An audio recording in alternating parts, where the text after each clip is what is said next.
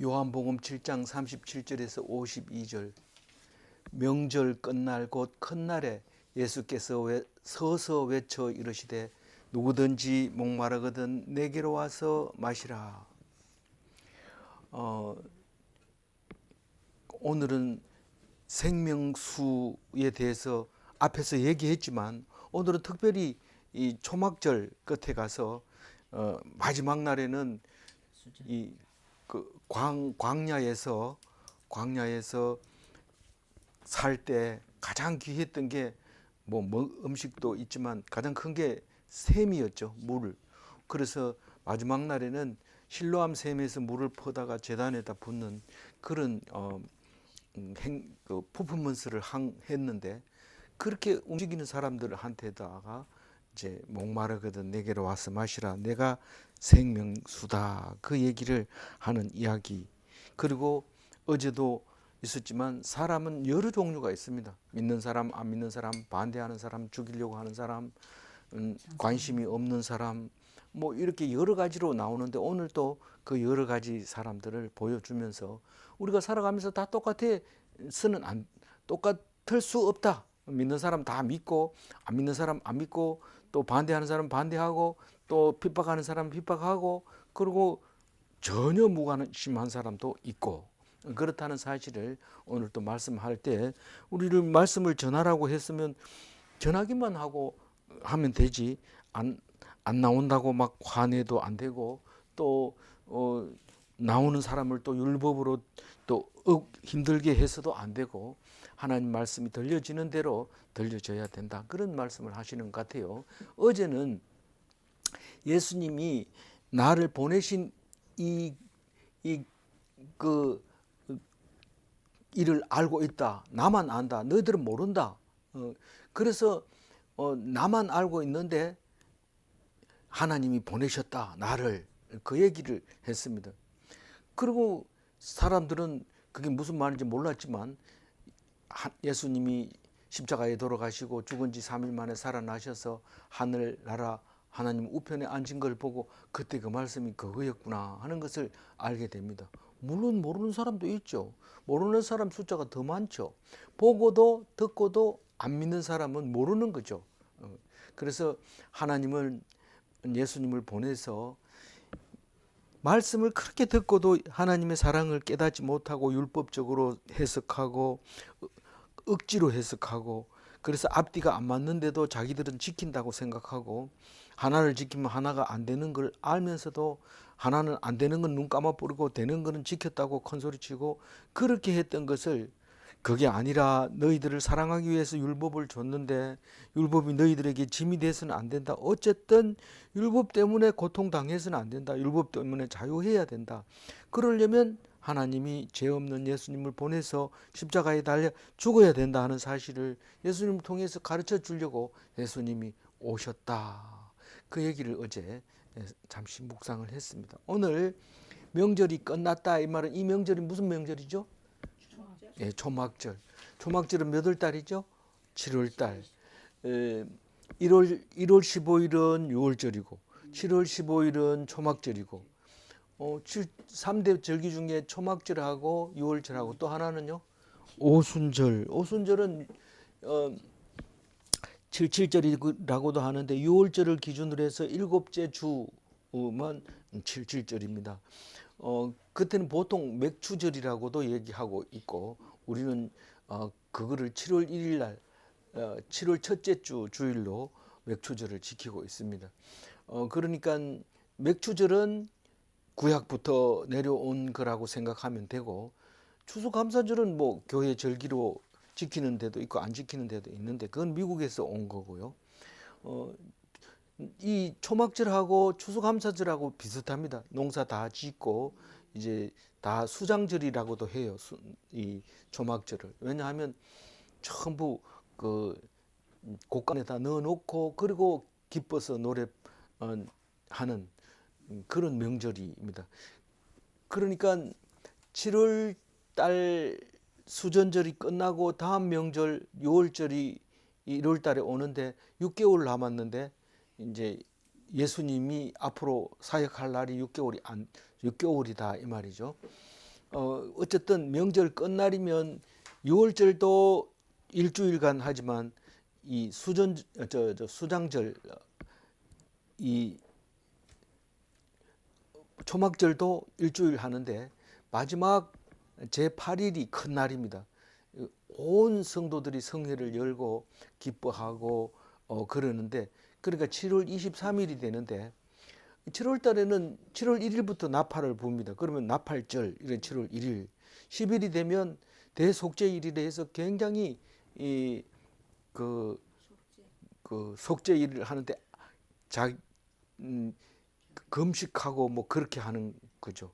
그리고 24일에도 속죄일이라고도 하는데 24일은 주로 금식하고 굵은 베옷을 입고 티끌을 무릅쓰고 이랬던 것을 볼 수 있는데 레위기에는 이 말이 안 나오지만 나중에 느헤미야에 보면 그렇게 하고 있는 것을 볼 수 있습니다. 근데 23일째는 8일째라고 생각하면 희락의 날, 그래서 역대하에도 그렇게 기뻐하던 것을 볼 수 있습니다. 그래서 이날은 오늘 큰 날, 이날은 아마 희락의 날이었을 겁니다. 그래서 희락의 날이 되면 지금 성경에는 안 나오지만 유대인들이 이 물을 길러서 성전으로 가서 물을 붓는 그런 행사를 많이 했는데 그것은 왜 그러냐 이러니까 물이 없던 그때 그 우물을 주시고 생수를 내주신 하나님께 감사하는 것을 기억하게 하려고 그렇게 하는 겁니다. 우리는 즐거운 날에는 옛날 과거에 있었던 이야기를 잘 안 합니다. 그렇지만 실제로 기쁨은 과거에 힘들었던 날을 기억하면 기뻐지는 거죠. 그래서 이 초막절이 되면 광야에서 풀로 천막을 짓고 살았던 것을 기억하게 하기 위해서 그렇게 합니다. 만약에 그 초막을 안 짓고 있으면 이 어린 자식들이 우리는 그렇게 했는지 안 했는지도 모릅니다. 그러나 그 절기에 이름도 초막절이고 또 그러니까 다락에다가 초막을 짓기도 하고 들판에 짓기도 하고 그래서 종려나무 가지나 뭐 이런 풀이 있는 잎사귀 있는 이런 가지를 베다가 초막을 짓고 일주일 동안 살면서 옛날에 있었던 이야기를 쭉 하면서 7일을 지내는 것을 볼 수 있습니다. 옛날에 지금은 아직 정월 보름이 아직 안 됐죠. 대보름이 좀 안 됐는데 설에서부터 명절까지 늘 찬 음식을 먹으면서 보름이 되면 밥을 얻어 먹으러 옆집에 가는 것을 우리가 어렸을 때 많이 했습니다. 그런 거는 다 힘들고 어려울 때 이웃과 함께 사는 모습을 자녀들에게 교육을 시키는 것이 그 모습이 아니었는가. 같은 그런 명절이었던 거죠. 그래서 그 중요한 시기에 기뻐하고 즐거워하고 이렇게 어울리지 않고 예수님은 그 사람들이 있는데 서서 큰 소리로 서서 외쳐서 소리를 지릅니다. 누구든지 목마르거든 내게로 와서 마시라 이렇게 얘기합니다. 우리는 이게 많이 묵상을 했기 때문에 무슨 말인지 압니다. 그렇지만 맨 처음에 그 소리 들으면 이상한 사람이다 이렇게 얘기하고 있죠. 근데 물의 소중함을 그렇게 자녀들에게 가르쳐 주고자 할 때 예수님이 이 말을 하는 것은 다른 뜻이 아니라 말씀으로 가지고 속 시원하게 문제를 해결해라 뭐 그런 뜻으로 우리는 읽을 수 있을 겁니다. 왜냐하면 예수님이 말씀이니까요. 말씀이 육신으로 왔으니까요. 그래서 목마르거든 내게로 오라 이 말은 말씀을 듣고 읽고 묵상하고 그렇게 하라는 것이죠. 38절 읽어볼까요? 나를 믿는 자는 성경에 이름과 같이 그 배에서 생수의 강이 흘러나오리라 하시니. 성경에 어디에 이런 말이 있습니까? 이러면 어디에 있는지 모릅니다. 근데 이거는 그 얘기가 아니고 성경 전체를 다 봐도 성경에서는 생수가 흘러나온다는 얘기를 많이 합니다. 여러 군데 합니다. 제가 여러 군데 적어놨는데 그 배에서 생수의 강이 흘러나오리라 이런 말은 없어요. 그런 말은 없지만 이 제일 비슷한 게 에스겔서에 보면은 환상을 보게 되면 성전 문지방 밑에서 물이 나와가지고 동쪽으로 쭉 흐르다가 오른쪽 제단 남쪽으로 쭉 흘러갑니다. 이 지도상으로 보고 이걸 읽으면 예루살렘 성전이 있고 쭉 직진해서 동쪽으로 흘러오다가 오른쪽으로 이렇게 흘러가면 사해가 나오는데 그 그림을 에스겔은 지금 환상으로 본 게 아닌가.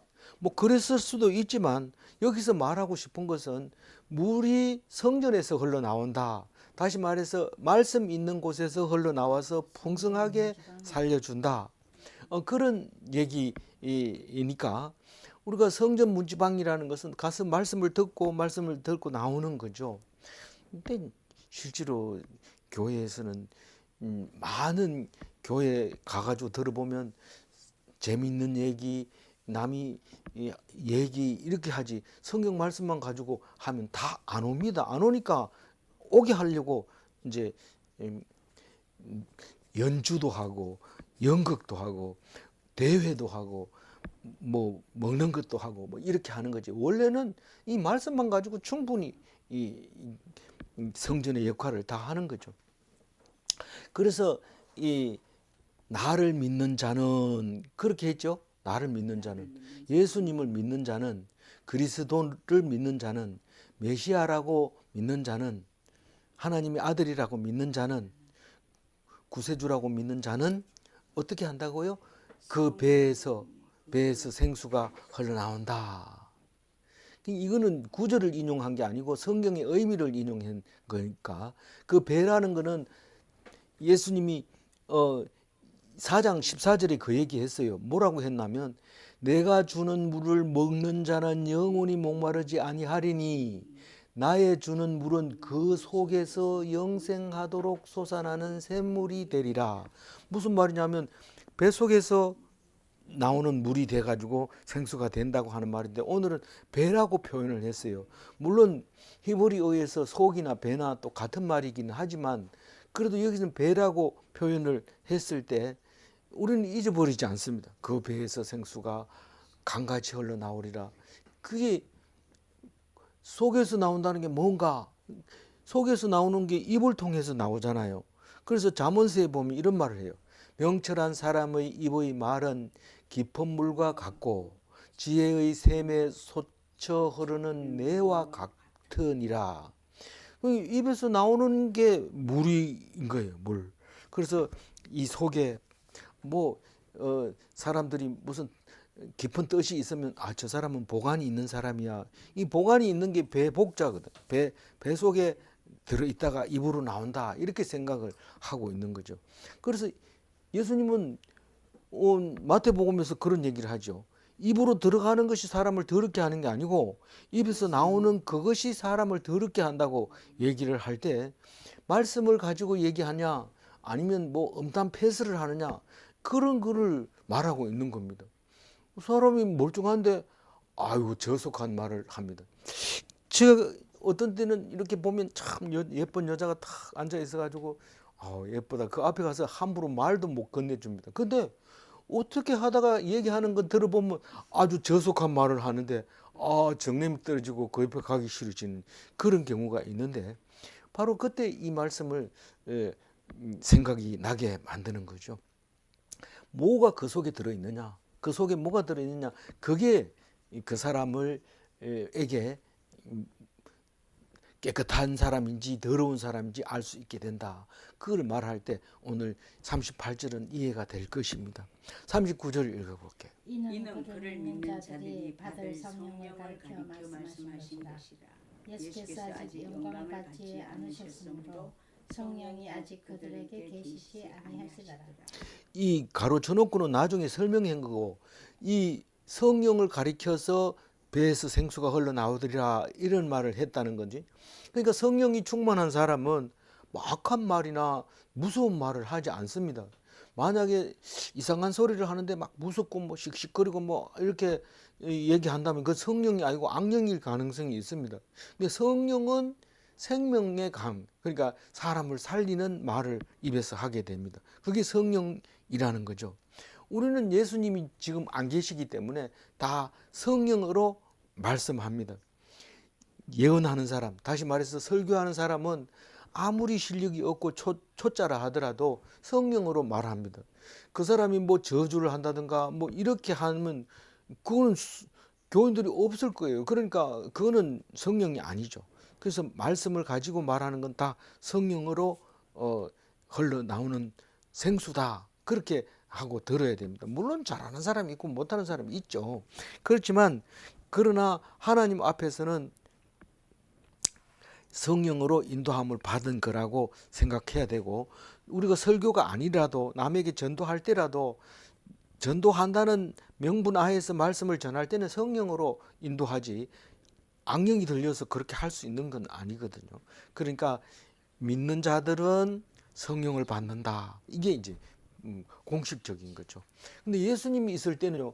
예수님이 오셨을 때는 성령의 원래 영이 하나님의 영은 있었죠. 뭐 사울 때도 있었고 하나님의 영은 있었지만 특히 그리스 로마 시대 때는 그런 영이 없었어요. 왜냐하면 그런 종교적인 게 율법적으로 바뀌어 버리면서 진짜로 하나님께 의탁하고 하나님 복 주세요 하고 제사 드리고 잘못했습니다 하고 회개하고 이런 게 없고 율법을 해석하면서 정말 이성을 가지고 그리스 로마 사람들처럼 그렇게 하나하나 따져가지고 신앙생활을 했던 거죠. 틀린 게 아닙니다. 틀린 게 아니지만 그렇게 했을 때 그 영은 없었던 거죠. 그래서 예수님이 오셔서 성령을 왜 이렇게 거역하느냐. 그래서 예수님이 오셔서 말씀을 해석하면서 너희들은 도저히 되지 않는 걸 했다고 생각하는 그게 잘못된 건데, 그것은 율법을 다 못 지키니까 지킨 것처럼 그렇게 사람들에게 가르치고 자기도 쏟고 그러는데 그게 틀렸다.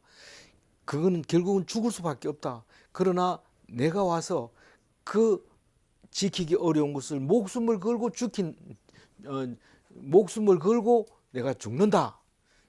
그런 말을 하셨기 때문에 성령은 그때 당시에는 우리에게 받지 못했습니다. 그런데 예수님이 내가 빛이니까 빛으로 있는 동안에는 실족하지 않지만 내가 가고 없으면 너희들이 실족할 거다. 그런 얘기를 하면서 내가 가면 너희들에게 보혜사 성령을 보내주겠다. 그래서 보혜사가 너희들을 실족하지 않게 할 거다. 그 얘기를 합니다. 그러니까 예수님이 오순절날 마가의 다락방에 모였을 때 불의 혀같이 이렇게 모여서 예언하고 방언하는 그 모습을 우리에게 보여준 것을 잘 압니다. 그래서 성령이 아직 그들에게 계시지 아니하더라. 오순절날 왔다는 그 얘기를 하기 위해서는 보충 설명을 해야 되니까 가로쳐놓고 해준 거죠. 영광을 받지 않으셨으므로, 이 말은 무슨 말인지 알죠? 이거는 십자가에 달려서 죽지 않으셨, 십자가에 달리게 죽는 게 그게 영광이냐? 달려 죽는 건 영광이 아니지만 죽었다가 다시 살아나는 건 영광입니다. 달려 죽은 거는 저주받은 거죠. 저주받은 사람만 매달립니다. 왜 저주를 받아요? 우리는 계명을 지킬 수 없으니까 예수님이 대신 저주를 받아서 나무에 달립니다. 그래서 가톨릭 성경에는 저주를 받아 지옥으로 가셨다가 다시 왔다고 그 얘기를 하는데, 개신교 성경은 지옥으로 갔다는 말은 안 하지만 우리 저주받은 건 맞습니다. 나무에 달린 거는 다 저주받았다고 믿었기 때문에 예수님은 우리를 위해서 저주받으신 거죠. 그래서 우리는 안 달려도 되는 거죠. 그래서 성령을 예수님이 가시고 다시 오실 분이 성령이고 보혜사고, 결국은 우리는 그걸 하나님이고 예수님이라는 것을 알게 됩니다. 그래서 성부, 성자, 성령 이 삼위는 같은 분이다. 그렇게 말하게 되죠. 물론 말씀도 성령이 그 매체로서 말씀이 육신이 되어서 오신 예수님 이렇게 하면 말씀이 그 같은 동위로 들어갈 수 있는 거죠. 그래도 우리는 삼위만 하나라고 얘기를 하고 있습니다. 말씀은 지금 빠져 있지만 말씀이 육신이 되어 온 예수님을 믿게 되면 말씀의 위치를 우리는 알 수 있게 되죠. 40절 읽어봅니다. 이 말씀을 들은 무리 중에서 어떤 사람은 이 사람이 참으로 그 선지자라 하며 이제 예수님이 그런 말을 했고 이제 그 내가 생수다 그렇게 얘기하는 바람에 사람들이 막 갈라집니다. 몇 가지로 갈라지는지 모릅니다. 이 선지자로 믿는 자가 있고 메시아로 믿는 자가 있고 율법주의자가 있고 체포하려는 자들이 있고 그렇게 여러 가지 디모데 같은 사람도 있고 그렇게 여러 가지 사람이 있는데 오늘 40절에 보면 첫 번째로 선지자로 믿는 자가 있습니다. 그리스도가 이 사람이 참으로 그 선지자라 하며 그 선지자라고 하는 것은 기다리는 사람인데 모세와 같은 사람 올 거다 그랬으니까 모세와 같은 사람이 오나 하고 보고 기다리거나 혹은 엘리야와 같은 사람을 보내겠다고 했으니까 엘리야 같은 사람이 오나 이렇게 보고 엘리야는 그리스도가 오기 전에 반드시 먼저 온다고 했으니까 이 사람이 그리스도인가 그렇게 생각하는데 그 세 사람 누구든지 간에 그 선지자다. 우리가 기다리는 선지자다. 이 사람이 진짜다. 나는 그렇게 믿는다. 하고 선지자로 믿는 사람이 있습니다. 그런데 그 숫자는 많다고 얘기하지 않아요. 40절에. 그렇게 많이 믿는 건 아니고 어떤 사람은 그렇게 말한다는 거죠. 41절에는요. 어떤 사람은 그리스도라 하며 어떤 이들은 그리스도가 어찌 갈릴리에서 나오겠느냐. 그러니까 이 사람 그리스도 맞다. 메시아 맞다. 우리 기다리던 사람 맞다. 하나님이 보낸 사람 맞다. 이렇게 믿는 사람이 있으면 그 옆에서 반대하는 사람이 나타나서 아니다. 어떻게 갈릴리에서 그게 나올 수 있느냐? 아니다. 이 사람들은 갈릴리에서 나오겠느냐? 이 사람도 그렇지만 그리스도다라고 하는 사람도 둘 다 사람들이 율법을 잘 아는 사람이에요. 그 날마다 묵상하고 기다리고 마라나타 어서 오십시오 이러던 사람들이니까 이렇게 단정지어 말할 수 있는 거지. 그걸 모르는 사람은 그러던데 누가 그러던데 이렇게 하더라 이 얘기만 하죠. 그러니까 이 사람들은 분명하게 얘기하는 사람은 율법주의자들입니다. 그런데 그 중에서 흑백 논리에 있는 사람, 그러니까 갈릴리에서 그리스도가 나오지 않는다. 이것은 확실하게 이거는 불가능하다. 갈릴리에서 그리스도가 나올 수가 없다. 성경에 그렇댔다. 연구해 보니까, 상고해 보니까, 묵상해 보니까 그거는 모르게 온다 했다. 근데 이건 지금 알지 않느냐? 이게 예수는 누군지 아는데 그건 아니다. 이렇게 오해를 하는 사람이 있는가 하면 42절에 읽어보세요. 성경에 이르기를 그리스도는 다윗의 씨로 또 다윗이 살던 마을 베들레헴에서 나오리라 하지 아니하였느냐 하며. 그 성경을 이해했는데 확실하게 이해를 못한 거죠. 다윗의 씨에서 온 건 확실하고 다윗의 고향 베들레헴에서 나온 것도 확실합니다. 그런데 예수에 대해서 자세히 안 알아보니까 이게 베들레헴에서 태어난지 모르고 이 얘기하는 거죠. 그러니까 이 사람은 갈릴리에서 났으니까 이건 아니다. 사람이 갈릴리에서 왔다고 다 갈릴리 사람 아니잖아요. 베들레헴에서 태어나가지고 갈릴리에서 살았는데 그걸 모르니까 이런 분열이 일어나는 거예요. 분열이 일어나고 분쟁이 일어나고 어지럽죠. 세상이 예수님 때문에 어지러워요. 그래서 예수님이 무리를 미혹하게 한다. 그래서 당국자들은 이 미혹하게 하는 이 사람을 잡아야 된다. 결국은 예수님이 일을 해결하러 온 게 아니고 시끄럽게 하러 온 거나 마찬가지가 됩니다.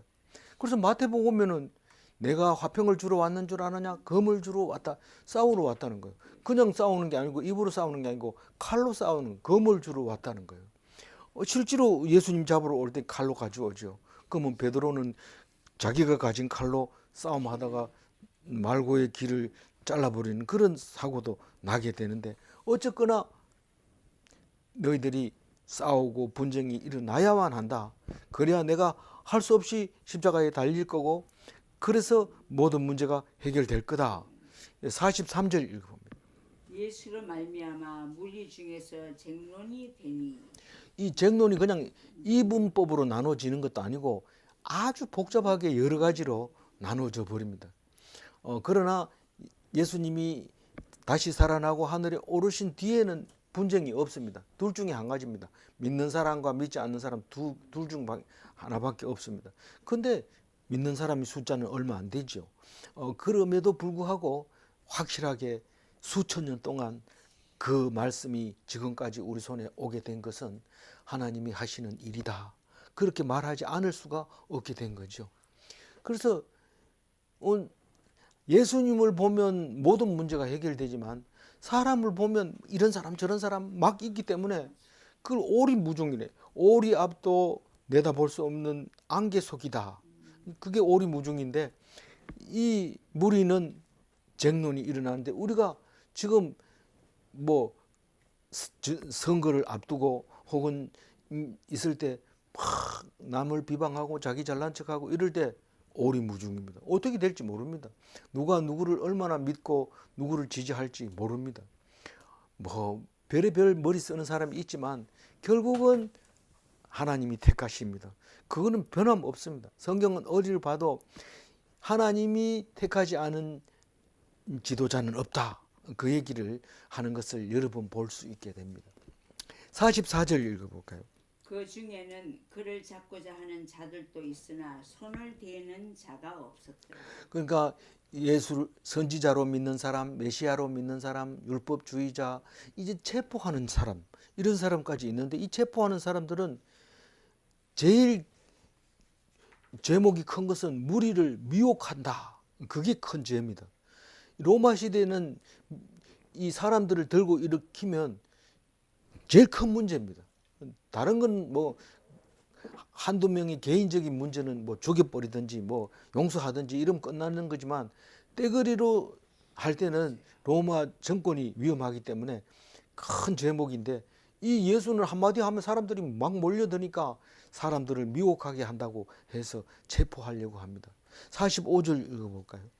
아랫 사람들이 대제사장들과 바리새인들에게로 오니 그들이 묻되 어찌하여 잡아오지 아니하였느냐.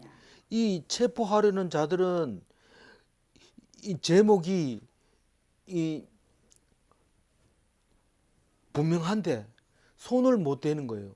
물론 손을 못 대는 건 하나님이 못 대게 했지만 아직 때가 안 됐고 또 이유를 잡을 수가 없어요. 무슨 말 하나를 잡아가지고 건수를 잡으려고 했는데 사람들이 너무 많이 대들어서 그 말씀을 들으려고 하는데 그 사람을 잡아가면 밀란이 일어나죠. 그래서 손을 못 댔는데 그 책임을 아랫 사람에게 묻습니다.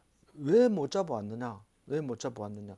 이 당국자는 누굽니까? 대제사장들과 바리새인들입니다.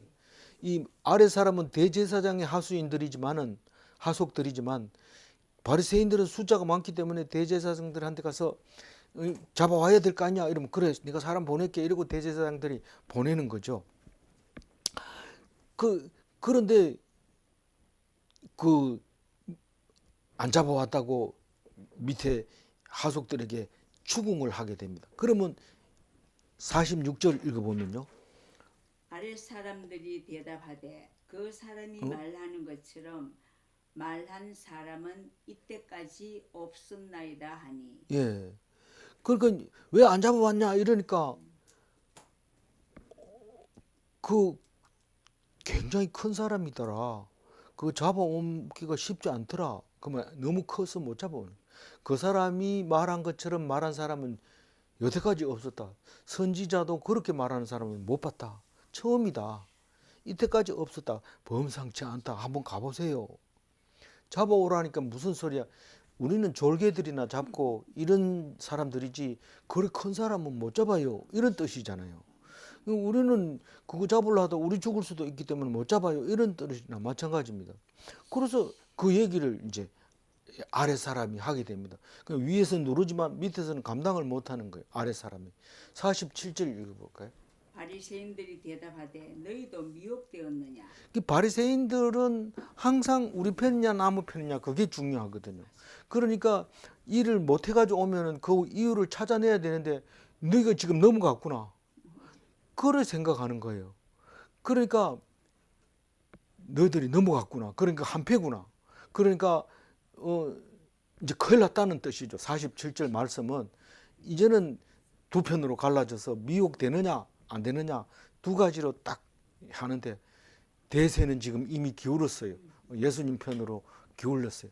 지금 이 바리새인들은 지금 안달이 나서 해결 안 됩니다. 하속들만 있으면 된다고 생각하고 그 기분 나쁜 바리새인들이 뭡니까 그 대제사장들한테 얘기를 잘 안 하는데 그 가서 사두개인들한테 가서 부탁하고 막 이렇게 할 때는 적어도 급한 거예요. 그래서 예수를 따르면 무조건 이단자로 결정을 하고 말 안 들으면 무조건 이단으로 넘겨가지고 이제 같이 처형을 할 그런 형국이 돼버린 거예요. 48절 읽어. 당국자들이나 바리새인 중에 그를 믿는 자가 있느냐?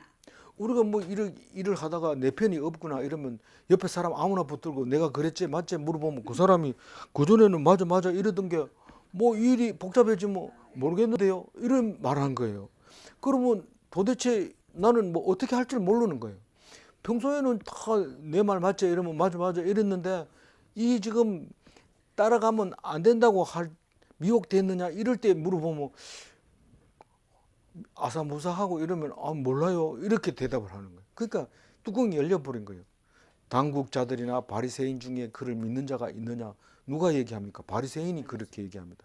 바리새인 중에도 제사장 중에서도 또 사내들인 공회원들 중에서도 누가 믿느냐 믿는 사람이 있는 것 같다. 자기들은 뭐 조사를 안 해보고도 막 벌써 마음에 격동이 일어난 거죠.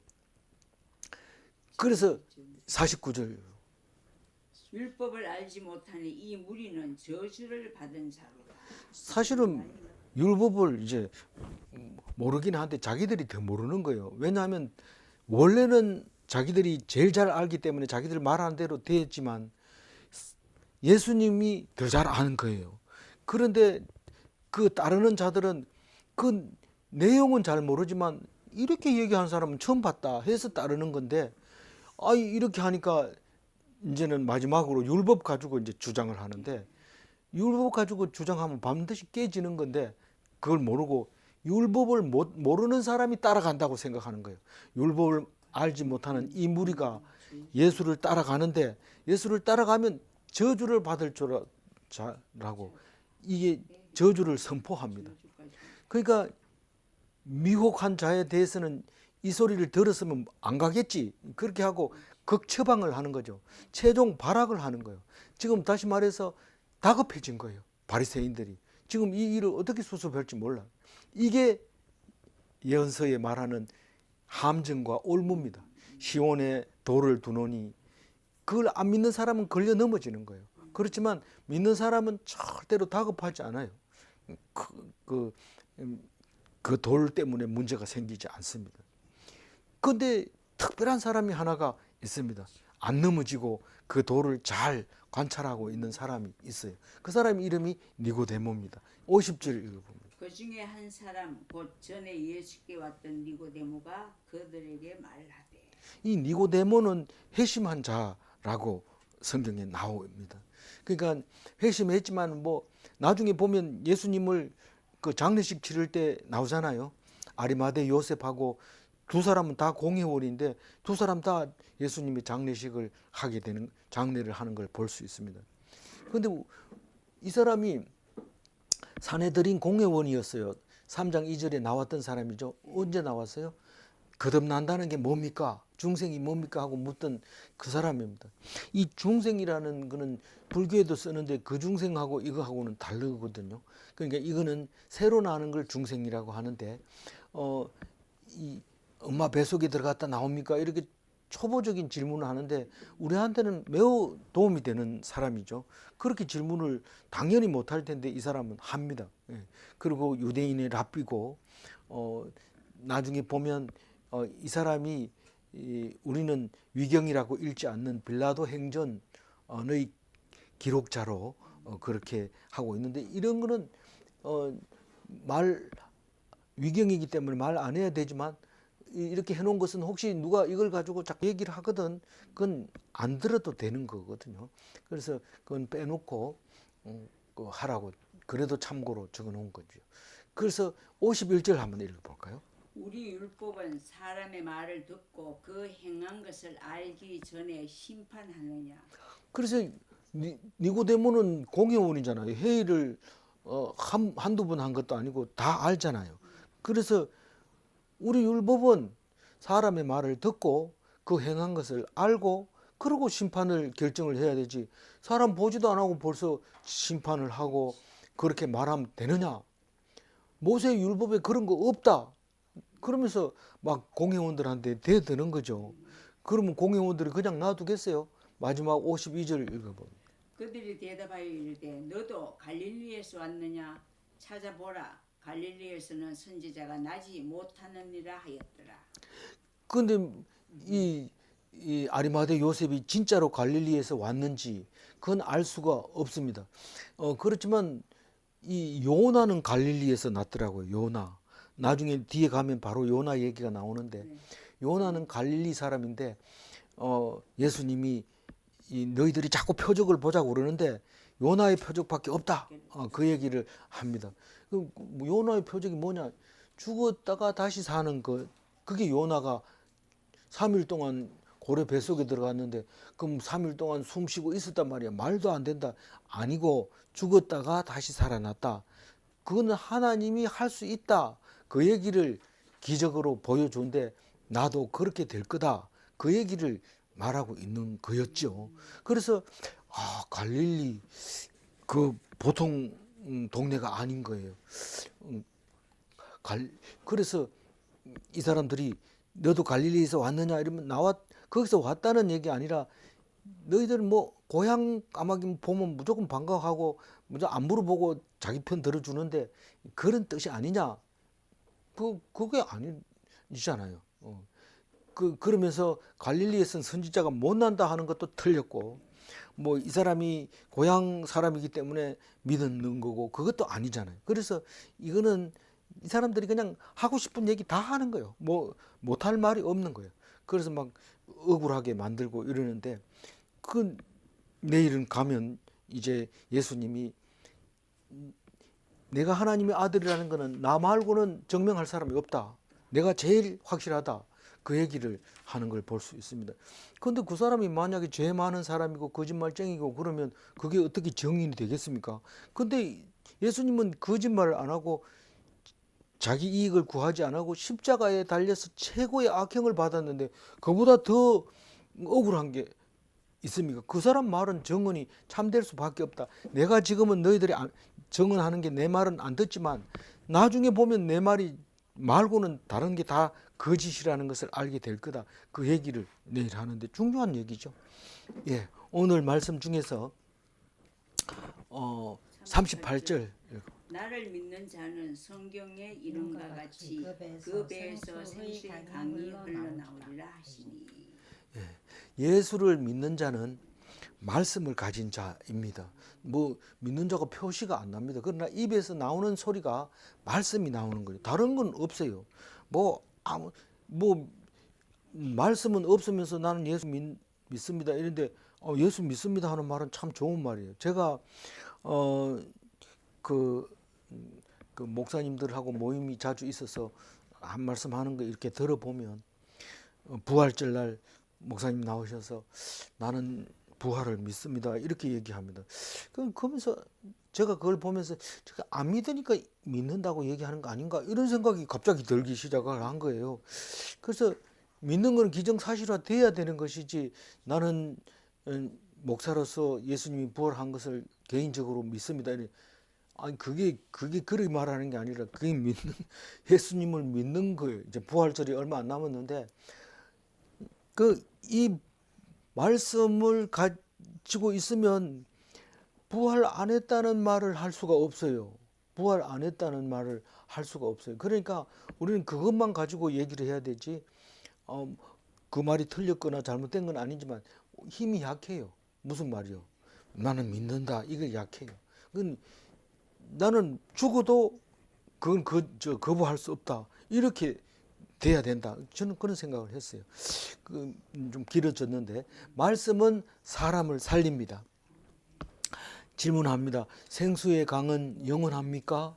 네, 영원합니다. 말씀을 묵상하는 자는 사람을 살리는가? 그렇습니다.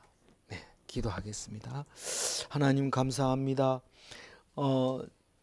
생명수 되신 예수님, 죽어가는 사람을 살리는 예수님, 죽을 수밖에 없는 우리들을 살리신 예수님, 나중이라도 죽은 뒤에라도 믿음으로 말미암아 다시 살리는 하나님, 그 말씀이 생명을 살리는 생명수인 것을 압니다.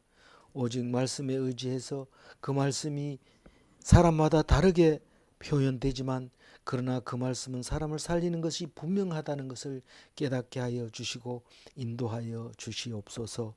그래서 영원히 나를 떠나지 않는 귀한 말씀이 되게 하여 주실 줄 믿사옵고 감사하며 우리 주 예수 그리스도 이름으로 기도 올리옵나이다. 아멘.